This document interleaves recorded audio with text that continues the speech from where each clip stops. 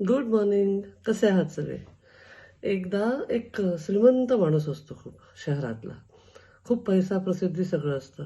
पण त्याला मनःशांती नसते. तर कुठेतरी त्याचे गुरु त्या गावात आले असतात त्याच्या, तर तो जातो त्यांना भेटायला.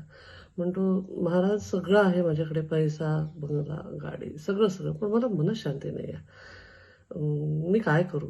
ते म्हणतात, "तू काय-काय केलंयस आत्तापर्यंत?" तर तो सांगतो, की "मी मेडिटेशन शिकलो, मी वेगवेगळे कोर्सेस केले, मी ट्रेकिंग करून पाहिलं, मी असं खूप गोष्टी केल्या."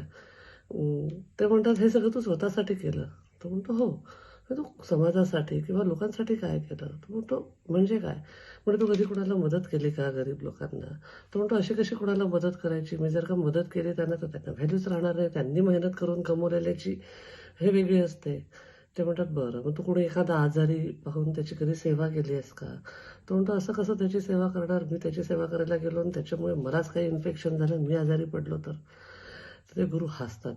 ते म्हणतात, "तुला प्रत्येक गोष्टीत प्रत्येक कुठल्याही याच्यात तुला निगेटिव्ह काहीतरी दिसतं. जोपर्यंत तू तुझा पॉझिटिव्ह अप्रोच आणणार नाहीस, तोपर्यंत तुला मनःशांती मिळणार नाही. आणि जोपर्यंत आपण कोणासाठी काही करत नाही, तोपर्यंत आपल्याला शांत झोप लागत नाही." आपल्याला अशी सवय असते का आपण ना कुठलाही काही प्रोजेक्ट म्हणा किंवा असं काही हातात घ्यायच्या आधी 10 वेळा विचारच करतो. एखादं काम करून टाकलं विचार न करता.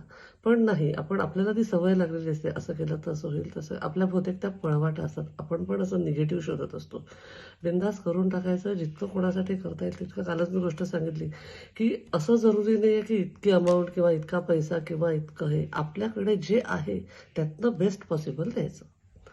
Stay blessed. I love you all.